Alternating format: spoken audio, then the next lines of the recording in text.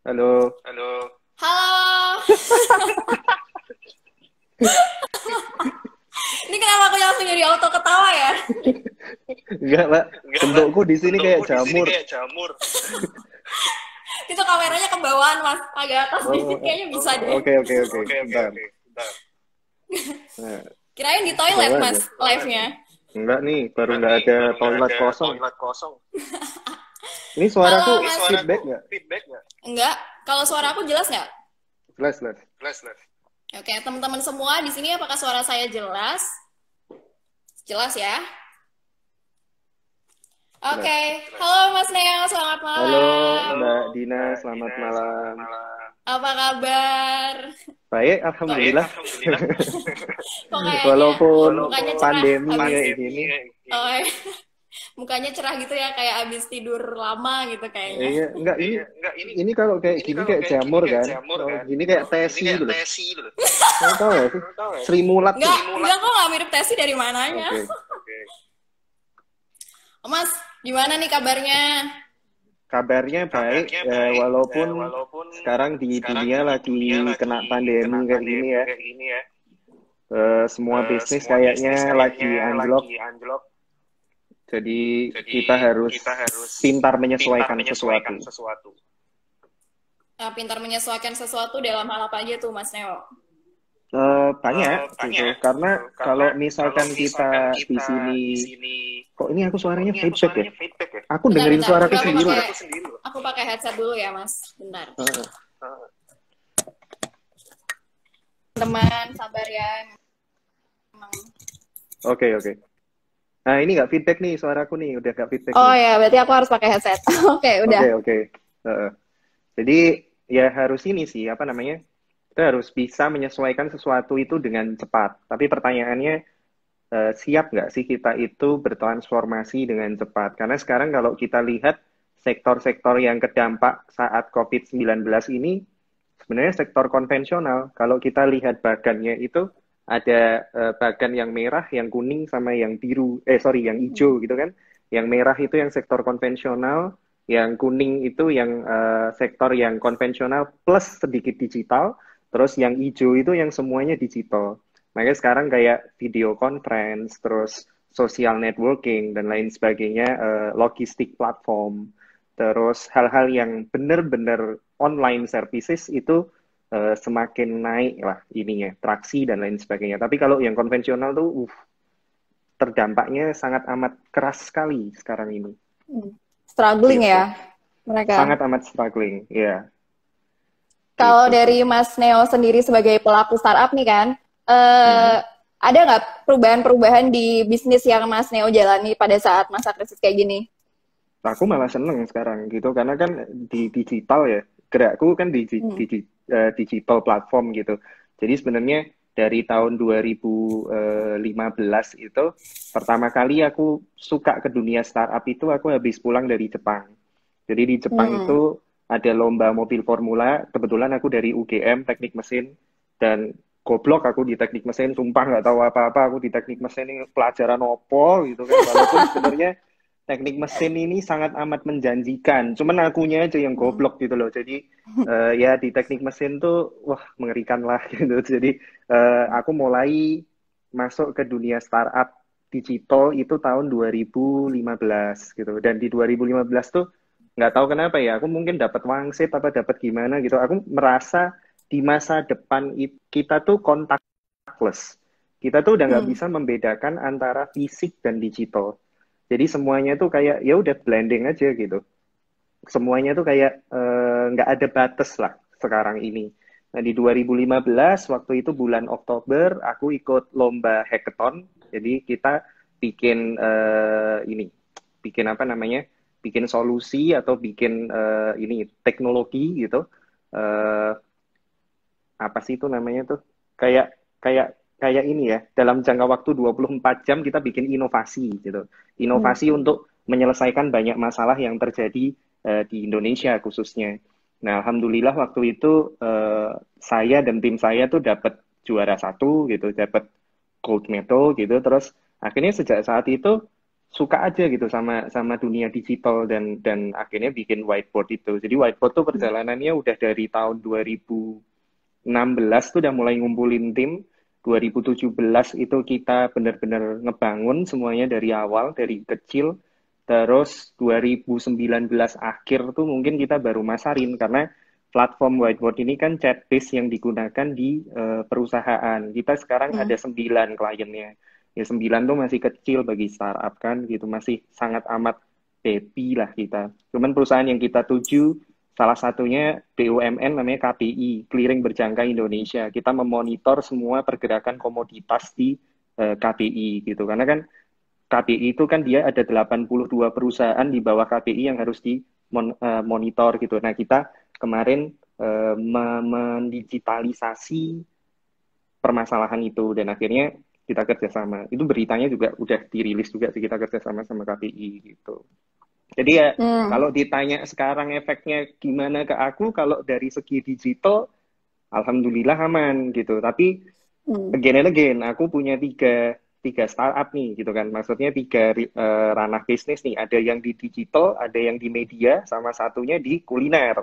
Ini kuliner yang agak berantakan. Oke. Terus kalau misalnya whiteboard kan berarti udah 5 tahunan ya Mas ya berarti ya? Itu ya? Enggak, belum. 3 tahun. Oh, baru 3 tahun ya dari. Nah, 2017.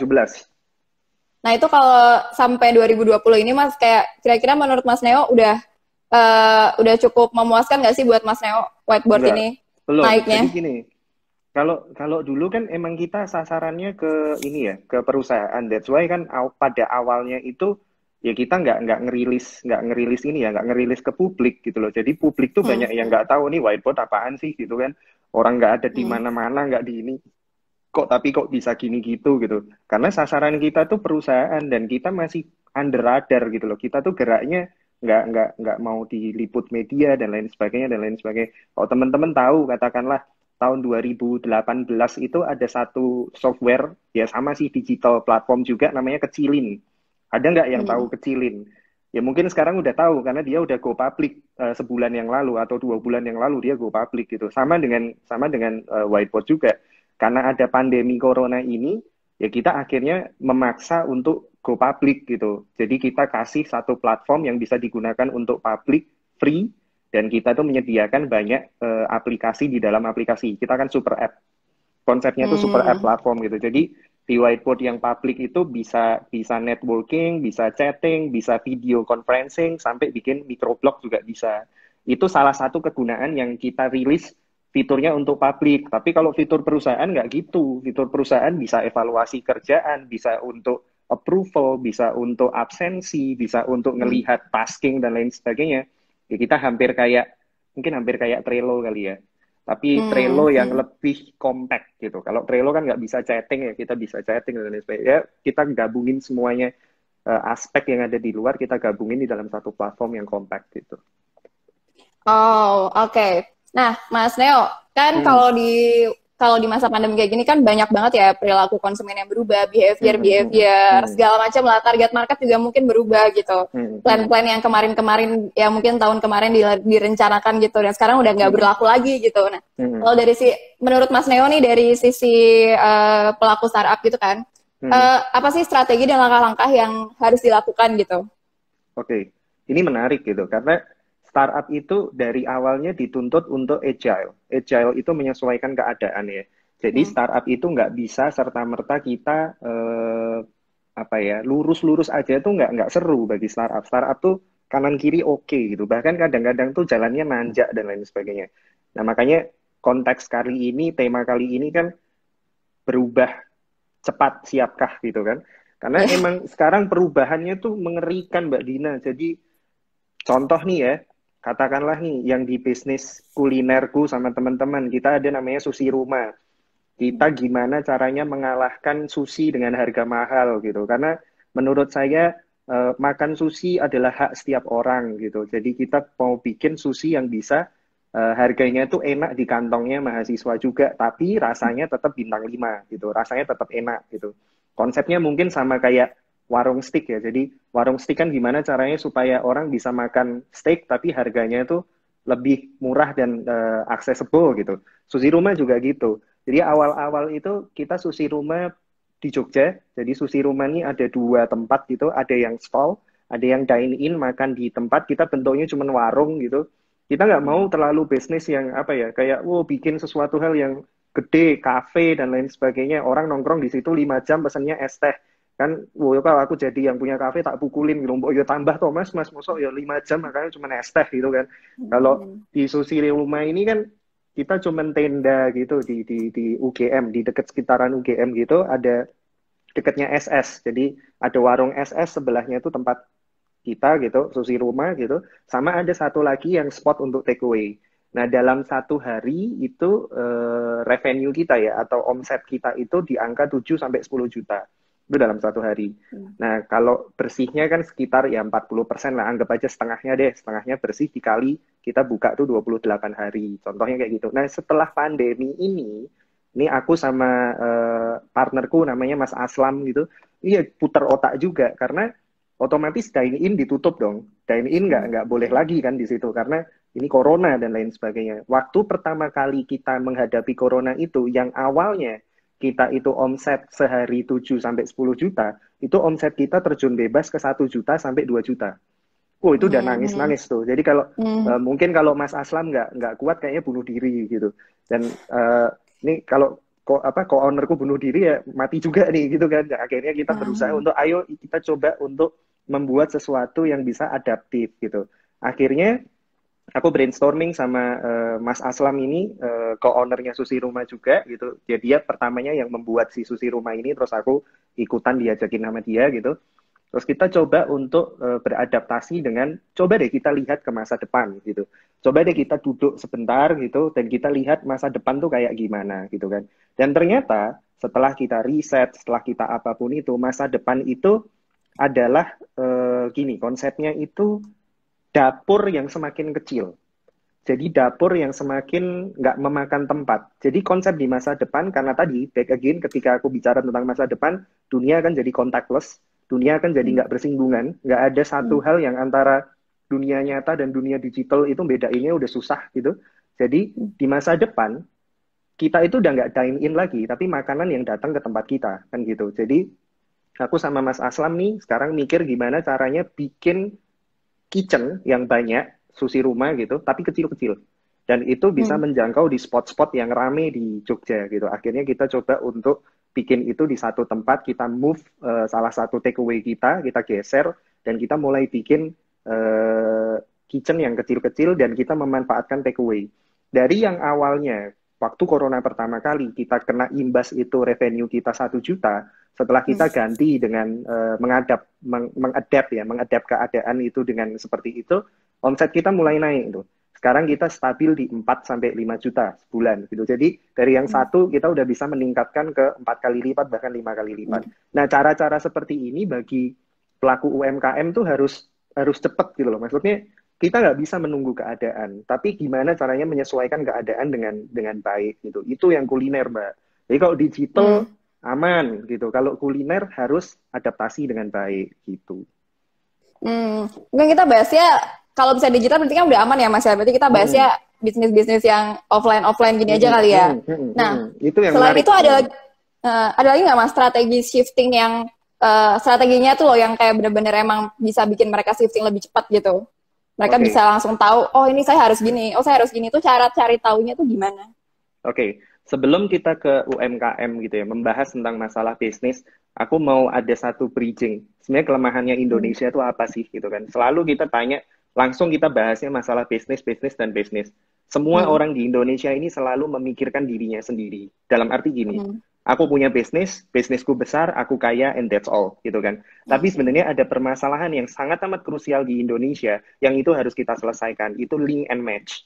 Jadi di dunia Indonesia, di negara Indonesia ini orangnya banyak sekali. 270 juta sekian orang, yang produktif juga banyak sekali. Milenial aja itu ada 64 juta, tepatnya 63 juta 700-an gitu, hampir 64 juta. Nah, tapi kita nggak pernah memikirkan link and match yang ada di Indonesia gitu. Link and match itu Hmm. maksudnya gini, coba deh kita bertanya antara pendidikan sama output kekerjaan, apakah nyambung? Aku teknik mesin, sekarang aku bikin startup di teknologi. Aku teknik mesin, ketika aku di industri, aku justru masuknya industri aviasi dan aku ngurusnya di bagian IT-nya, ya Hmm. information technology-nya, karena aku emang di teknik mesin nggak bisa gitu, ada kemampuan lain yang aku bisa. Dan aku selalu bilang itu, aku kan mahasiswa teladan, jadi lulusnya 7 tahun, IPK-nya 2 gitu.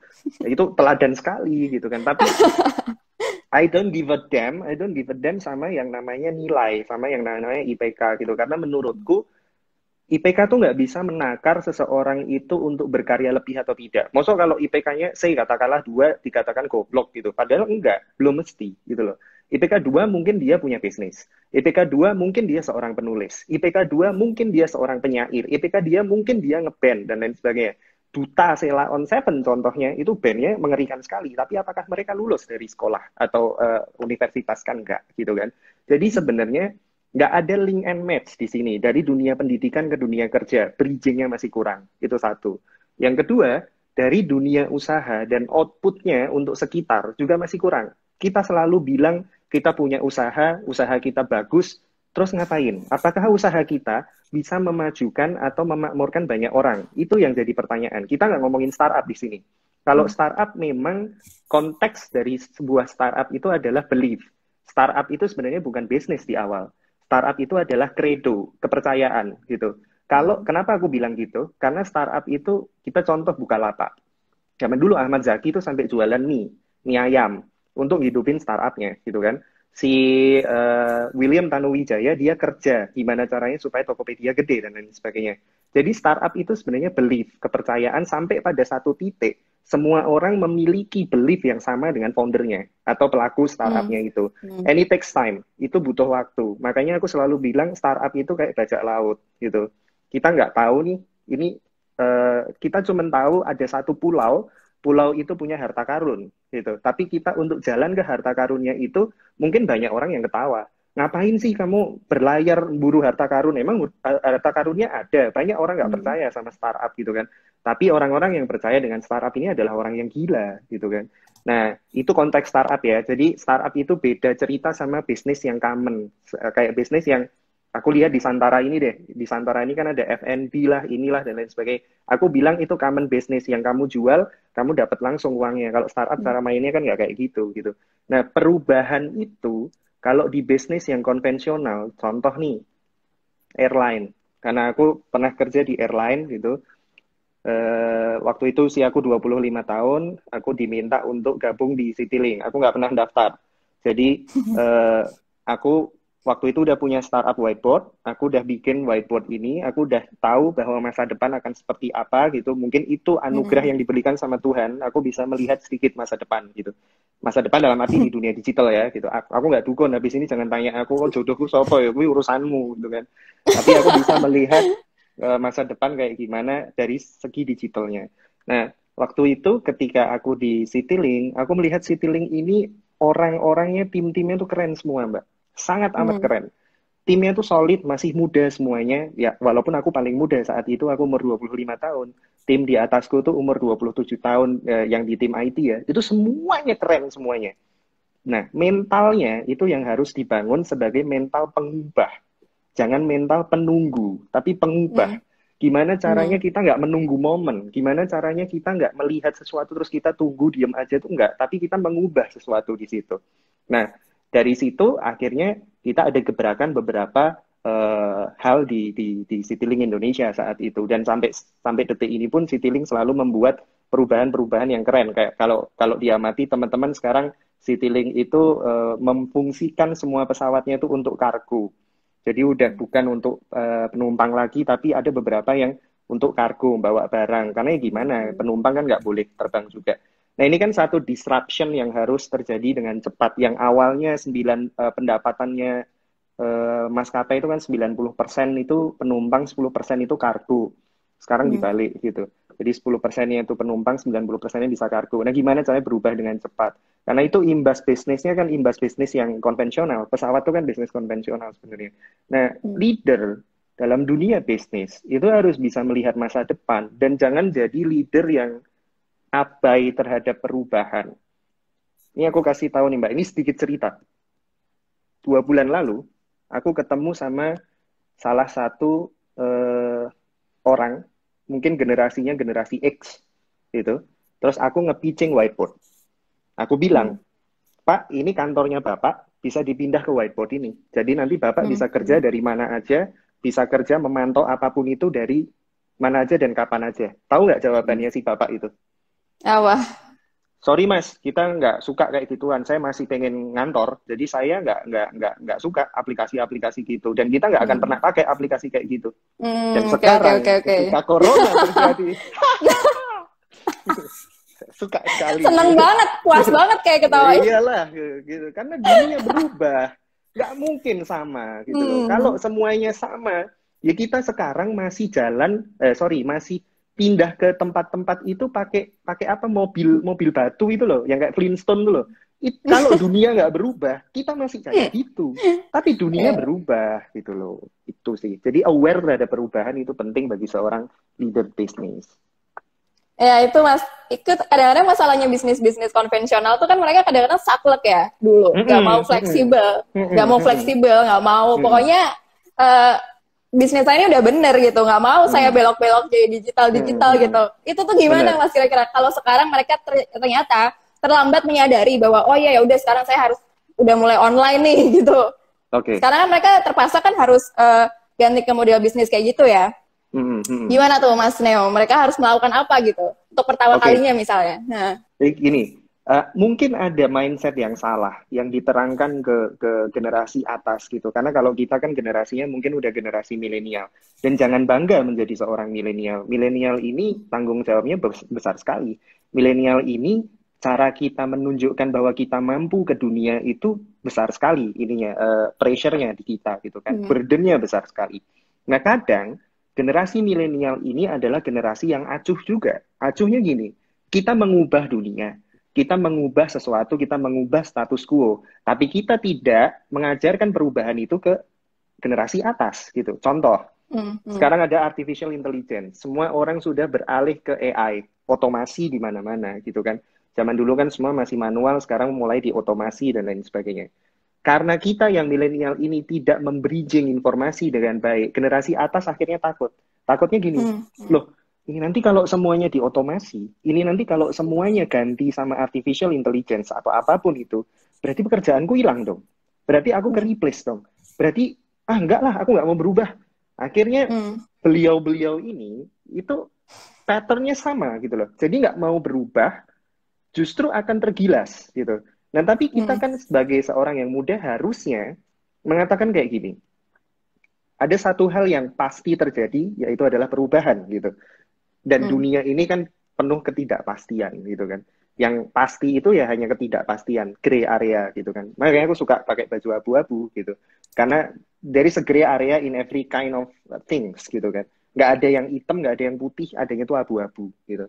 Nah, ketika kita hidup di ranah abu-abu ini, kita harus bisa meyakinkan ke orang-orang bahwa perubahan itu adalah hal yang penting. Contoh untuk meyakinkan di artificial intelligence. Karena kalau kita cuma lihat berita, ya memang ngeri gitu loh. Karena, wah gila nih Elon Musk sudah bikin namanya Neuralink. Neuralink itu satu chip yang dimasukkan ke kepala belakang, jadi di otak belakang, fungsinya untuk bikin otak kita jadi kayak robot. Jadi kayak komputer. Jadi ada yang namanya layered brain. Layered brain itu ketika prosesornya adalah otak manusia, tapi daya simpannya itu kayak komputer. Jadi otak kita nanti ada fragmennya itu C, D, E. Kita mau ngasih memori di C, D, atau E gitu. Jadi otak kita someday bisa di-hack gitu loh. Jadi kalau ada orang diem di pojokan gitu, otaknya ke-hack gitu. Itu someday akan terjadi gitu kan. Kalau kita lihat berita, nonton berita, dan mereka-mereka ini lihat berita, ya pasti takut toh Mbak. Tapi kalau kita ngasih taunya kayak gini, artificial intelligence itu nggak menghapus pekerjaan manusia, itu meringankan pekerjaan manusia. Contoh gitu kan, awalnya kita harus masukin formulir satu persatu. Dengan kita menulis formulir, ditumpuk formulirnya, terus habis itu dimasukin berkasnya. Jadi nulisnya satu persatu gitu.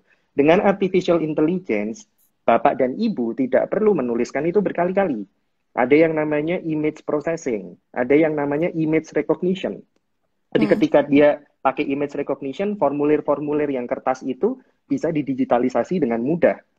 Itulah artificial intelligence, itulah kecerdasan buatan. Jadi mempersimpel kinerja kita. Dan yang namanya apa ya, ranah pekerjaan itu selalu ada gantinya gitu loh Mbak. Pada satu titik pasti ada penggantinya. Kayak dulu tahun 1700, 1800 di London itu ada pekerjaan gantiin obor di jalan gitu. Jadi untuk penerang jalanan gitu.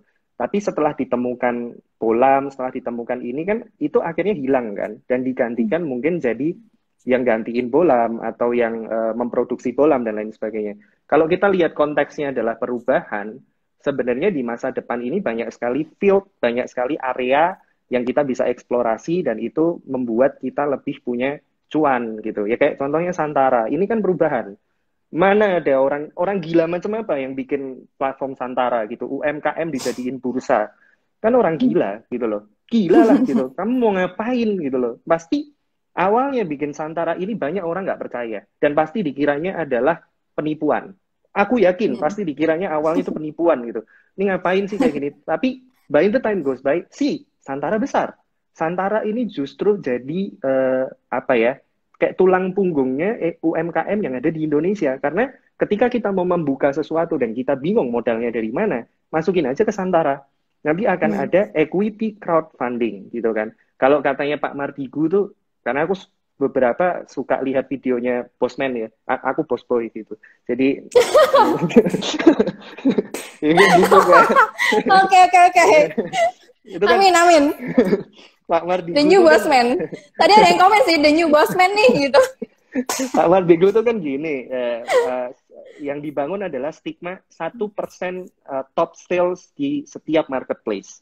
Jadi Hmm. ketika Gojek, Grab, Tokopedia, dan lain sebagainya, dia punya 1% aja dari semua salesnya itu, misalkan ada 500.000 tenan, diambil 1% itu kan ada 5.000. Dari 5.000 itu dibuka cabang di mana-mana dengan Santara ini, gitu loh. Jadi Hmm. sebenarnya ya mau gimana ya, itu kayaknya kayaknya nggak visible, tapi ketika dilakukan visible visible aja. Dan aku udah ketika aku tahu Santara, aku lihat oh bagus juga ya ini platformnya ya. Jadi dia menghubungkan antara orang yang membutuhkan uang dengan para pemodal yang sebenarnya ini modalnya kecil-kecil dikumpulin akhirnya jadi besar gitu loh. Ini kan keren Hmm. gitu loh, satu breakthrough. Ya perubahan itu bisa jadi dengan hal-hal seperti ini dan perubahan itu pasti awalnya dilawan Mbak, serius gitu. Nggak ada Hmm. perubahan yang nggak dilawan. Hmm. Oke, kalau misalnya tadi kita ngomongin tentang milenial ya, Mas ya. Hmm. Eh, kadang nih milenial yang mau bikin bisnis, mau bikin usaha, ini tuh mereka tuh suka idealis ya. Hmm.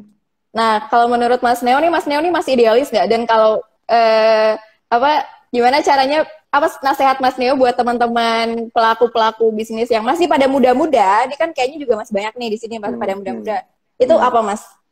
Yang jelas jadi milenial itu jangan nyuratin camat gitu kan. Karena kalau pakai tanda tangan terus nyuratin camat itu aku pikir itu bukan milenial gitu loh.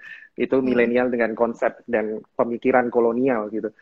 Jadi milenial itu harus bisa bermanfaat bagi negara. Jadilah seorang milenial yang nasionalis gitu loh. Maksudnya adalah jadilah milenial itu ya yang kamu pikir itu untuk negara. Aku selalu bilang gini, dan mungkin banyak orang yang nggak setuju sama aku gitu, dan khususnya mahasiswa gitu.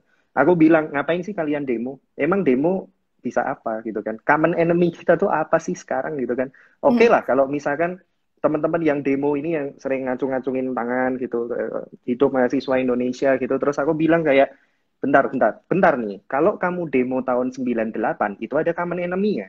Common Hmm. enemy-nya itu rezim yang benar-benar eh, apa ya, represif terhadap perubahan. Waktu itu rezimnya memang ngeri sekali.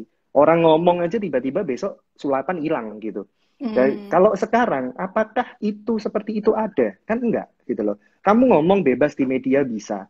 Kamu ngomongin A sampai Z mau komen apapun bisa. Nggak masalah juga. Jadi sekarang yang kita lawan itu justru adalah kebodohan gitu loh. Justru yang kita Hmm. lawan sekarang itu gimana caranya perekonomian kita bersaing secara dunia atau secara global. Itu yang harusnya kita sepakati bersama dan kita buat perubahan untuk ke sana.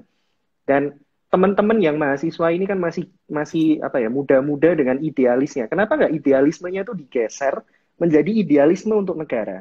Maksudnya gini, mungkin anak-anak muda ini, teman-teman kita yang masih muda dan banyak energinya ini, somehow cara pikirnya mungkin agak salah gitu. Cara pikirnya Hmm. mungkin, oh dengan aku melakukan demo, aku membuat aksi perubahan. Enggak, kamu nggak mengubah sesuatu. Yang kamu ubah itu iklim. Jadi global warming karena kamu bakar ban di tengah perempatan gitu loh. Jadi itu global warming. Jadi kamu menjadi pengubah Iya. iklim, bukan pengubah dunia. Kalau kamu pengubah dunia, satu, belajar yang baik. Kalau memang kamu suka belajar, aku nggak suka belajar gitu loh. Aku nggak suka di kelas gitu kan. Jadi ya gitulah gitu. Yang dua, lakukan sesuatu untuk negaramu lewat usaha apapun gitu. Contoh, jangan pernah kita tuh tanya pemerintah tuh ngasih apa ke kita. Jangan. Pemerintah nggak bisa diharapin gitu. Pemerintah itu gini loh. Pemerintah itu kan hanya mengatur regulasinya, bukan hadir untuk menolong kita. Nggak perlu.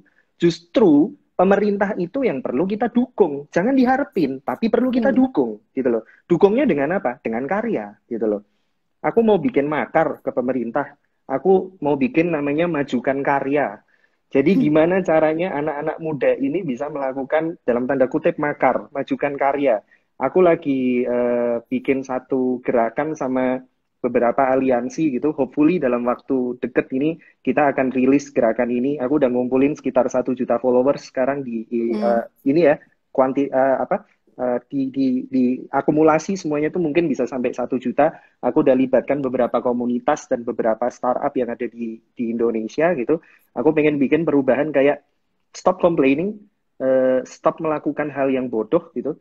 Lakukan pergerakan untuk bangsamu, lakukan pergerakan untuk negaramu, jadilah seorang yang nasionalis, cintailah negaramu dengan membuat sesuatu yang keren dan imbasnya itu Hmm. ke sekitar kita. Ya kayak Santara deh, ini kan imbasnya ke UMKM gitu loh. UMKM itu di masa COVID-19 nih yang paling apa ya? Yang paling kuat tuh sebenarnya UMKM. Kenapa aku bisa bilang gitu? Karena UMKM itu dapat relaksasi namanya. Jadi dia dapat satu satu satu titik di mana lebih lebih ringan daripada perusahaan-perusahaan besar gitu. Dan ketika kita mensupport UMKM dengan baik, kita mensupport Indonesia. 97% pendapatan di negara ini itu dari UMKM dan hanya 3% itu dari sektor lainnya kayak BUMN dan lain sebagainya, itu hanya 3% atau 4%-an. 96-97%-nya itu dari UMKM. Nah, ini yang perlu Hmm. kita support bareng. Dan kita perlu di masa depan ini nanti, mulai sekarang sampai nanti, kita perlu mengumpulkan anak-anak muda, anak-anak yang kreatif, itu untuk berbuat lebih bagi negara ini gitu. Please deh, nggak usah ngarepin pemerintah harus gini gitu, nggak usah gitu loh. Kalau kita gerak bareng, kita bikin aliansi bareng, kolaborasi, itu akan menjadi kunci. Aku sekarang lagi baca buku judulnya Jerusalem. Jadi Jerusalem ini buku yang menerangkan gimana caranya kita dalam tanda kutip berkolaborasi. Jadi di situ ada beberapa politik juga dibahas, sosial juga dibahas, tapi Hmm. inti dari semuanya adalah kita tuh bisa berkolaborasi kalau punya common sense. Kita bisa berkolaborasi kalau punya common things yang sama gitu loh. Jadi common Hmm. things kita sekarang apa? Ekonomi kita masih jelek. Ekonomi kita tuh masih rendet. Ayolah kita bangkit bersama untuk majuin ekonomi gitu. Itu untuk anak-anak muda yang idealis, nggak usah terlalu idealis dan bakar ban gitu. Ayolah kita sekarang membuat perubahan dengan hal-hal yang lebih positif gitu. Kalau dari cerita-ceritanya Mas Neo nih, kan Hmm, kalau misalnya kita mau melakukan perubahan gitu, atau hmm, buat hmm, anak-anak muda yang mau melakukan perubahan itu tadi, hmm. pasti ada banyak banyak hal-hal yang menjadi challenge sendiri ya, seperti entah yang mau dibuat itu akan diremehkan oleh banyak orang dan segala Oh, macam gitu. ya. Kalau pasti Hmm. kan. Nah, kalau dari Mas Neo sendiri ada nggak Mas cerita-cerita kayak gitu? Boleh dong Mas ceritain ke kita. Experience-nya ini Loh, pasti mahal banget. oke. Kalau masalah diremehkan tuh, wah aku sering mbak diremehin ya Allah gitu kan. Aku tuh apa dikit-dikit diremehin lah, dihujat lah, di inilah gitu. Cuman I don't give a fuck gitu loh. Ngapain juga aku Hmm. harus mikir kan? Karena gini loh, aku selalu mikir tuh kayak aku hidup untuk diriku sendiri dan untuk keluargaku dan untuk orang-orang yang aku sayang gitu kan. Lah orang yang remehin tuh apa ngasih gaji ke kita sih? Kan enggak gitu loh. Orang yang remehin juga nggak ngasih kita nasi, nggak ngasih kita makan. Ngapain kita mikirin gitu loh. Jadi Hmm. Leiden is Leiden. Memimpin itu sakit, memimpin itu perih. Menjadi seorang pemimpin itu pasti punya tanggung jawab yang sangat amat besar dan pasti nggak enak gitu.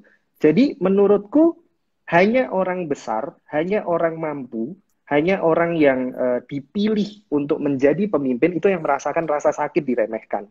Jadi kalau teman-teman sekarang ada di fase diremehin sama orang, itu berarti kalian leader, itu berarti kamu pemimpin, itu berarti kamu pembawa perubahan gitu loh.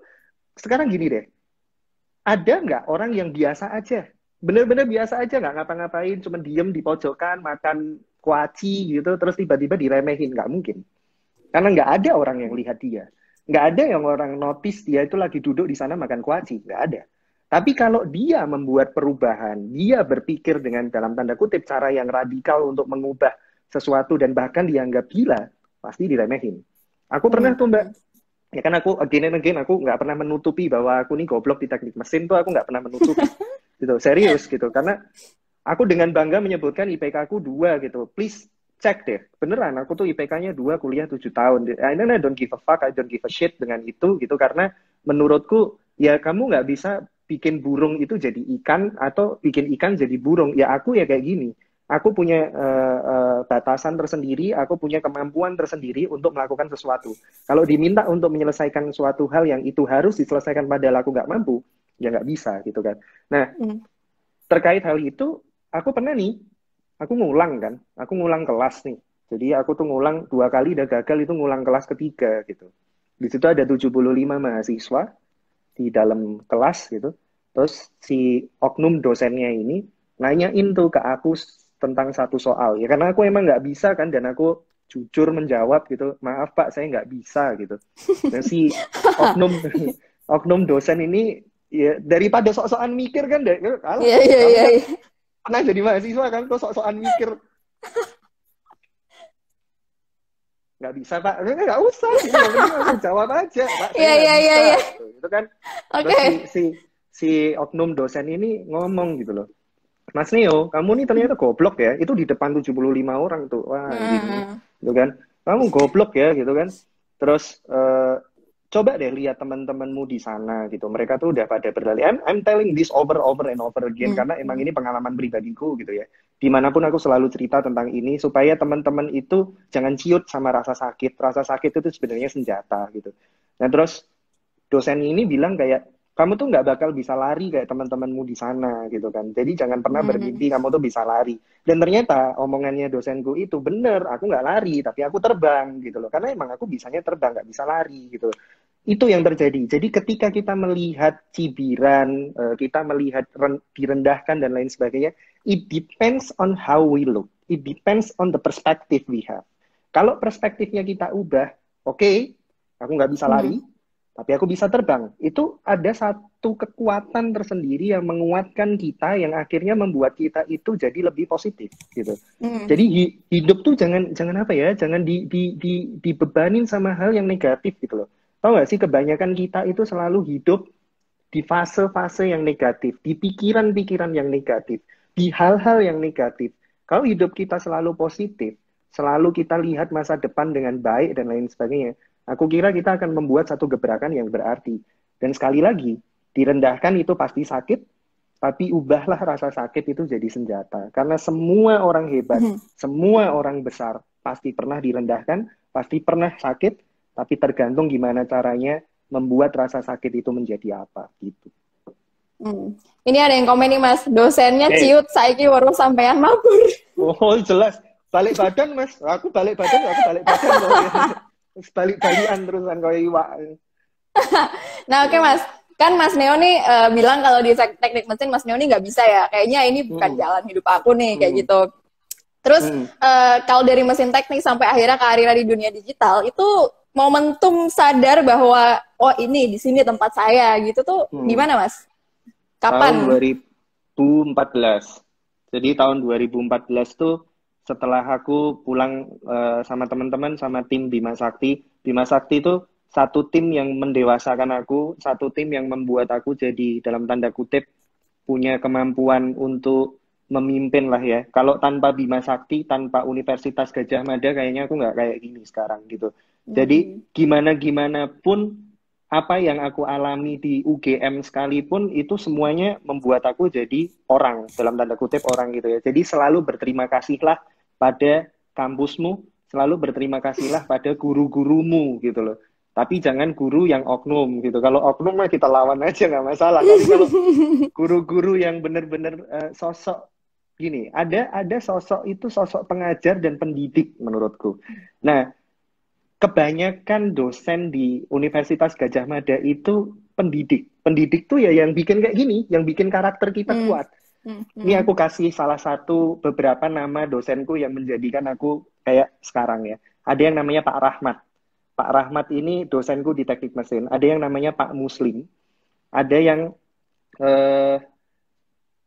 dosen-dosen lain yang benar-benar nguatin aku. Pak Fauzun itu benar-benar dosen yang benar-benar pendidik gitu loh. Jadi ketika ada mahasiswanya yang goblok gitu, mahasiswanya yang tolol, itu nggak direndahkan. Tapi gimana caranya dosen-dosen ini melihat sudut pandang lain dan akhirnya menjadikan mahasiswa ini keren gitu. Tahu nggak sih?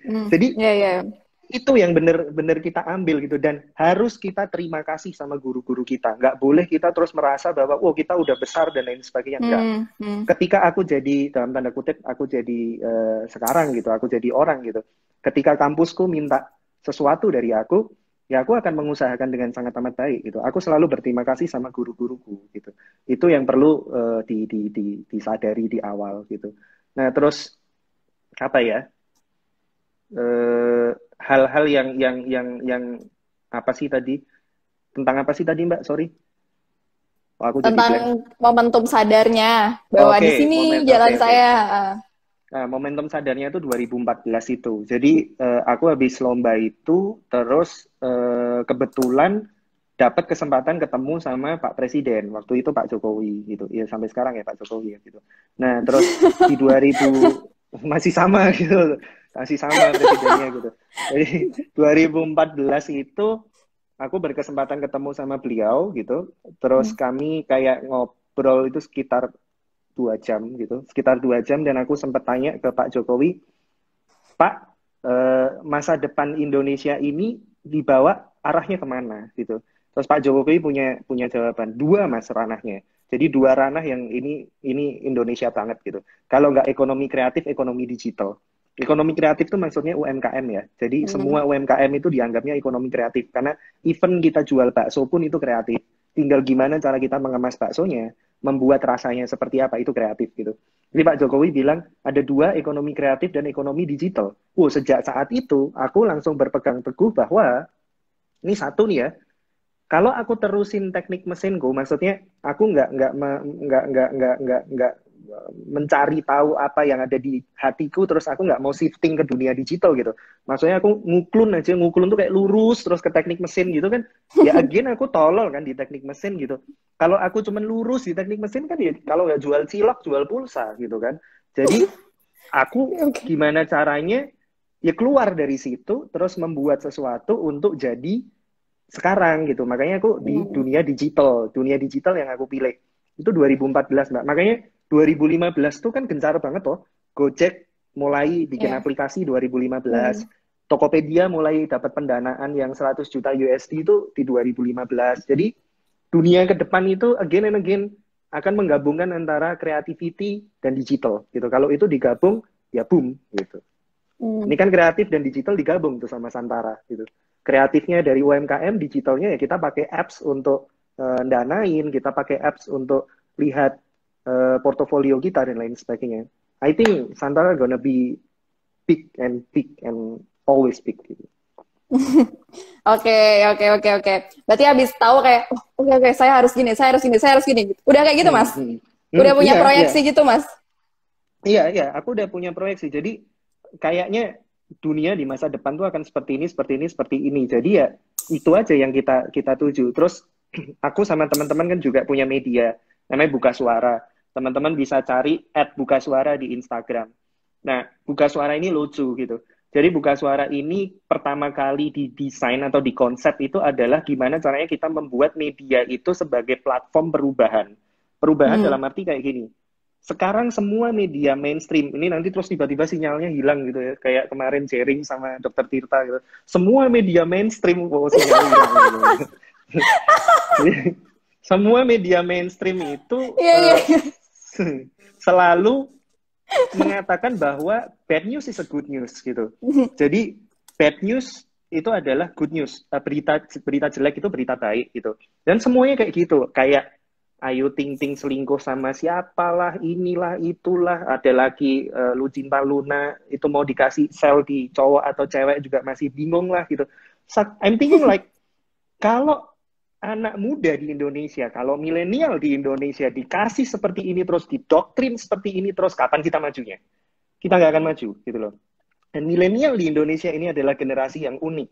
Generasi yang mau gerak karena orang lain.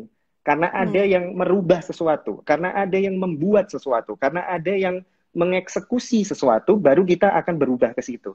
Jadi Buka Suara ini adalah platform perspektif di mana kita ambil perspektif-perspektif keren dari anak-anak muda yang ada di Indonesia atau siapapun itu, supaya kita menggerakkan, dalam tanda kutip, manusia di Indonesia. Jadi harapanku sederhana. Harapanku ketika semua anak muda milenial di Indonesia dengan melihat Buka Suara, dengan melihat figur-figur di sana, dengan melihat sosok-sosok di sana, dia punya awareness untuk mengubah Indonesia.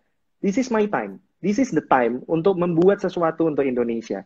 Kita kolaborasi juga dengan beberapa pihak. Kita kolaborasi dengan namanya GMB, Gerakan Menulis Buku Indonesia. Teman-teman bisa cari Instagramnya GMB_Indonesia. Dia sudah menyumbangkan 10.000 buku untuk Indonesia. Kita juga berkolaborasi dengan anak teknik Indo. Anak teknik Indo itu kita semuanya gerak untuk melakukan perubahan di Indonesia. Kalau pergerakan ini bisa membuat orang lain itu juga tergerak, this is gonna be massive, this is gonna be good, this is gonna be great for Indonesia gitu. Jadi ya itu yang bisa kita lakukan sebagai anak muda, harus mempengaruhi dengan hal-hal yang positif. Kalau kita anak muda isinya cuma negatif, ya wassalam, Indonesia selesai sampai di sini. Dan itulah kenapa inti generasi Z. Ya mungkin generasi Z itu kalau tidak berbenah ya, kalau tidak positif ya generasi Z could be the last generation alive gitu, karena setelah itu rusak gitu. Gitu. Wow, what a big thinking sih itu Mas Neo. Ya itu harus nge-brainwash banyak sekali anak muda gitu untuk berbuat positif. Iya benar-benar. Banyak ngajakin mereka semua di satu visi yang sama gitu kan. Iya, harus kolaborasi sih Mbak. Kalau nggak kolaborasi nggak bisa. Benar-benar. Iya, nah mungkin kita bisa balik lagi ke tema perubahan untuk bisnis ya Mas Neo ya. Nah, Mas, apa sih Mas best practice yang bisa dilakukan oleh bisnis-bisnis saat ini yang sedang mengalami krisis gitu, yang belum going digital dan mau going digital, tapi mungkin Mas Neo bisa menjelaskan dalam praktik gitu. Yang pertama harus melakukan apa, yang kedua harus melakukan apa gitu. Oke. Nah ini banyak orang yang salah mengartikan going digital gitu. Going digital tuh selalu diartikan dengan bikin aplikasi gitu. Coba deh Mbak itu ngomong sama semua UMKM, oh going digital yuk, ayo kita bikin aplikasi cukur rambut, ngapain gitu kan. Kita bikin aplikasi untuk antri soto, ngapain gitu kan. Kita bikin aplikasi untuk makan bakso, ngapain gitu. Going digital itu adalah satu tahapan di mana kita mengubah status quo konvensional menjadi digital dengan cara apapun, dengan platform apapun, dengan metode apapun gitu. Jadi jangan mindsetnya itu jangan going digital sama dengan punya website, going digital sama dengan bikin aplikasi, enggak. Tahun 2015 ada satu project di Pulse Lab namanya, Pulse Lab Jakarta. Salah satu teman baik saya yang punya project namanya Daniel Oscar Baskoro. Nah, si Daniel Oscar Baskoro itu sekarang ngumpulin teman-teman yang lain untuk bikin namanya COVID-19 portal. Mungkin teman-teman bisa search di Google, nama dia itu udah di mana-mana juga gitu. Oscar itu pernah membuat pemetaan makanan, pemetaan kaki lima, pemetaan ibu hamil nih. Pemetaan ibu hamil di Jakarta gitu, hanya dengan memanfaatkan WhatsApp. Jadi WhatsApp-nya itu dia bikin grup WhatsApp isinya mamang-mamang sayur gitu. Terus mamang-mamang sayur ini kan biasanya kan keliling ke komplek ibu-ibu ya. Terus dari situ dia bisa dapat data Jakarta Selatan itu ibu hamilnya berapa, Jakarta Utara ibu hamilnya berapa, se-Jakarta bisa di-mapping dengan cara yang sesederhana itu. Jadi sebenarnya going digital adalah mindset. Going digital is not a tools. Going digital itu yang ada di otak kita. Gimana caranya kita membuat hal yang konvensional ini menjadi digital. Misalkan, ini warung baksoku rame nih, dan orang itu sering ngantri, sering waiting list gitu kan. Misalkan sering nunggu di depan. Gimana caranya supaya antriannya nggak membludak? Kan gitu pertanyaannya. Pakai aja WhatsApp. Jadi kayak sistem pemesanan. Pak, nanti saya mau makan bakso di sana jam 7 ya. Oke, Hmm. gitu. Jadi nanti udah disiapin tempatnya jam 7. Itu aja udah going digital. Contoh lagi, aku sekarang lagi pengen usaha apa gitu. Terus Hmm. penjualannya harusnya gimana? Penjualan kan bisa lewat platform-platform marketplace yang sudah ada. Itu going digital. Jadi going digital itu nggak perlu kita punya kemampuan teknologi yang mumpuni, tapi hanya mindset menyelesaikan problematika yang ada sekarang dengan teknologi yang sudah ada. Itu namanya going digital. Gitu. Oke, oke, oke. Ini ada pertanyaan Mas dari Hmm, Mas Rustono 39. hmm. Apa langkah buat UMKM nanti di era 5G dan virtual bro? Wah, ini Mas Neo disuruh ngeramal nih. Ya, oke. Oke, Apa oke. ini apa bagi UKM langkah apa yang harus dilakukan nanti di era 5G dan virtual? Oke, nggak apa-apa ya Mas, kita maju Nggak agak apa-apa. jauh dulu. Oke. Kita lagi buka pertanyaan nih sekarang. Oke, this is gonna be great ketika kita ngomongin tentang teknologi yang sudah life-changing teknologi ya. Jadi life-changing teknologi ini ya hal-hal yang kayak gini, semuanya sudah jadi virtual dan lain sebagainya. Ada satu hal yang menarik kalau teman-teman pecinta Netflix nonton namanya Black Mirror gitu. Jadi di situ tuh filmnya tuh gimana caranya kita melihat masa depan lewat film gitu. Ternyata masa depan itu teknologi itu nggak seoke itu. Banyak hal buruknya sebenarnya. Banyak hal-hal yang menarik tapi buruk gitu. Nah, virtual itu salah satunya. Aku memprediksi di masa depan ya, di masa depan ya, hmm, Hmm. orang akan jarang pindah tempat dari satu tempat ke tempat lain. Karena Hmm. memindah tempat itu kan dia hanya mencari sensasi. Dia hanya mencari, kalau kita misalkan liburan ke Eropa atau liburan ke Jepang, kita pengen merasakan sensasi ketika kita di Jepang dan Eropa, gitu kan ya. Nah, Hmm. suatu saat nanti, we don't have to go there. Kita nggak perlu ke sana. Karena misalkan Mbak Dina nih, udah pernah ke Jepang gitu, aku tinggal ngobrol sama Mbak Dina, Mbak, di Jepang gimana? Oh, tenang Mas. Aku kasih ya otakku ke kamu ya. Ini memoriku yang ada di Jepang waktu itu tak kirim ke otakmu ya. Oke Mbak Dina, yuk transfer yuk dan lain sebagainya. Selesai. Dan aku seakan-akan aku pernah ke Jepang. Jadi aku nggak perlu ke Jepang untuk merasakan sensasi aku ada di Jepang. Someday akan seperti itu. Kenapa aku bisa ngomong kayak gitu? Karena Elon Musk sudah bikin yang tadi, Neuralink. Dia udah bikin benar-benar fokusnya ke microchip. Fokusnya ke Hmm. microchip untuk otak. Hmm. Ya ngapain loh dia bikin kayak gitu kalau nggak ada pasarnya? Someday akan ada Ya, ya. pasarnya. Caranya memasukkan microchip itu, we don't even know yet. Gitu loh. Hmm. Apakah Hmm. melalui satu hal yang terstruktur atau konspirasi? Wah, terus sinyalnya hilang lagi. Gitu. Kita nggak tahu gitu. Tapi Suka someday banget akan Mas Neo seperti kalau itu. bahas konspirasi. Udah. Nah, terus kalau di masa depan virtual, ya semuanya akan virtual. Even ride hailing services kayak Gojek dan Grab someday akan berubah juga menjadi drone yang nganterin Hmm. bukan hanya driver tapi drone juga yang memindahkan satu makanan ke satu tempat ke tempat lainnya dan lain sebagainya. Kita akan rely on drone gitu pada satu titik nanti. Terus virtual pun juga makanannya mungkin sampai di rumah. Makanannya kita bisa nikmati di rumah dan di situ tinggal dikasih kacamata, kacamatanya kita pakai dan seakan-akan kita makan di restoran itu. Bisa jadi Hmm. gitu. Jadi misalkan aku lagi pengen sushi nih, terus aku pengen ke salah satu restoran sushi yang megah sekali gitu. Makanannya sampai di rumah kita gitu, dianterin pakai drone. Terus dibuka, terus itu ada satu kacamata atau apapun itu yang kita kalau di apa namanya Black Mirror tuh ada satu alat yang dikasih di sini terus nanti kita bisa ngerasain sensasinya gitu. Hmm. It could be like that gitu loh. Jadi ketika kita masang kacamatanya kita bisa lihat oh di sini nih oh restorannya kayak gini padahal kita ada di rumah gitu. Dan teknologi berpindah tempat suatu saat nanti juga nggak pakai pesawat, kereta, atau apapun. Tapi pakai yang lebih cepat dari itu. Sekarang ada yang Hmm. paling cepat tuh Hyperloop. Hyperloop kan bisa sampai 1000 km per jam. Dia jalur darat pakainya magnet. Someday akan dikembangin juga yang namanya particle changing atau particle sending gitu. Jadi partikelnya yang dipindah, teleport. Kalau nggak ada teleport, ngapain game-game sekarang itu udah selalu disonding teleport, teleport, dan teleport. Suatu saat akan ada seperti itu. Ketika kita pindah tempat, nggak perlu pakai pesawat, nggak perlu pakai kereta, nggak perlu, ya udah teleport aja, partikelnya yang dipindah. Karena technically itu bisa, Jadi itu masa depan 5G itu kecepatannya kan berarti lebih dari 4G ya, kecepatan aksesnya gitu. Ya kecepatan akses ditambah virtual reality itu kan jadinya mixed reality nanti. Jadi kita bisa melihat antara virtual dan nyata itu nggak ada sekatnya sama sekali gitu.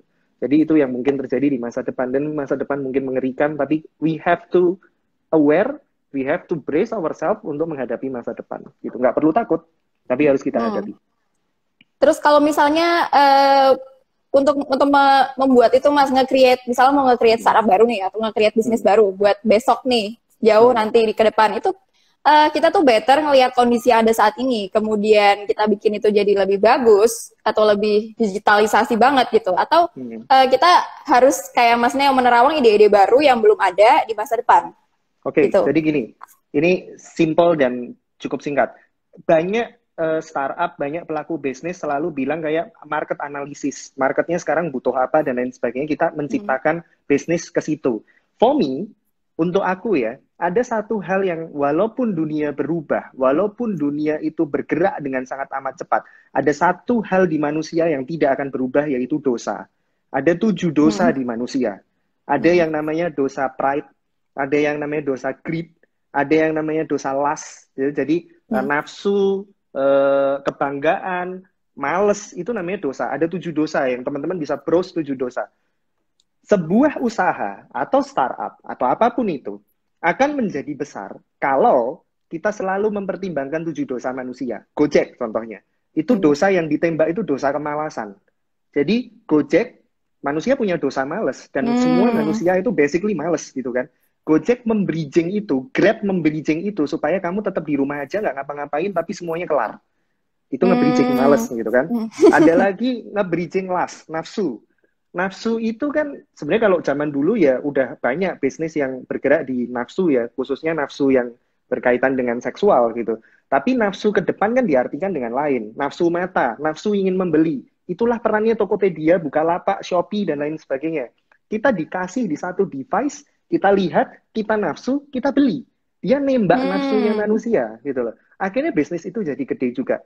Pride, kebanggaan, Forbes contohnya. Forbes itu majalah yang dia nembak dari segi kebanggaan.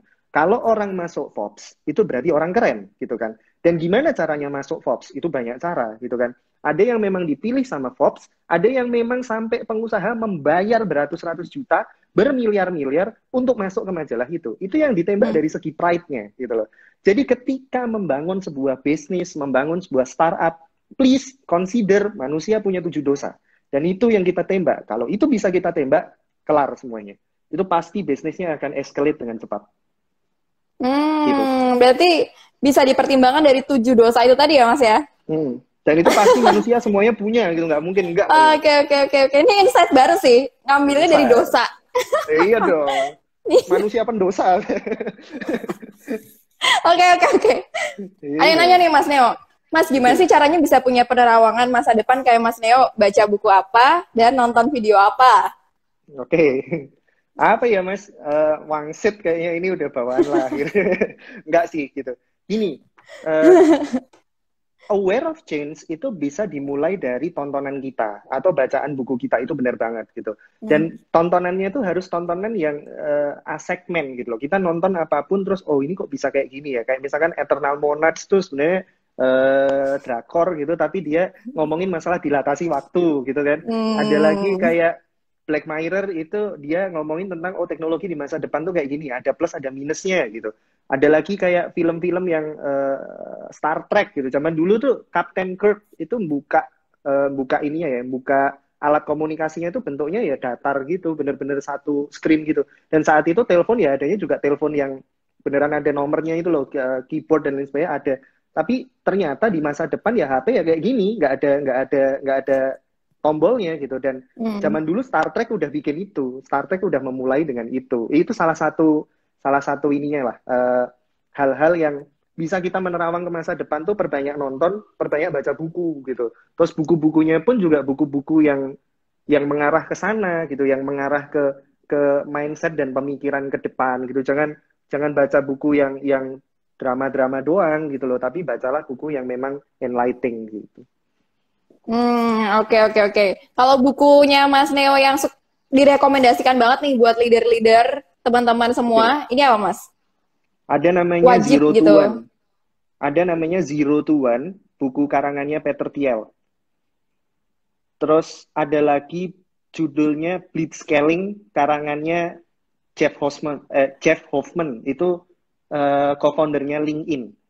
Terus ada lagi buku, ini buku lama, tahun 1990-an, judulnya The Asian Mind Games, karangannya Ching Ning Chu.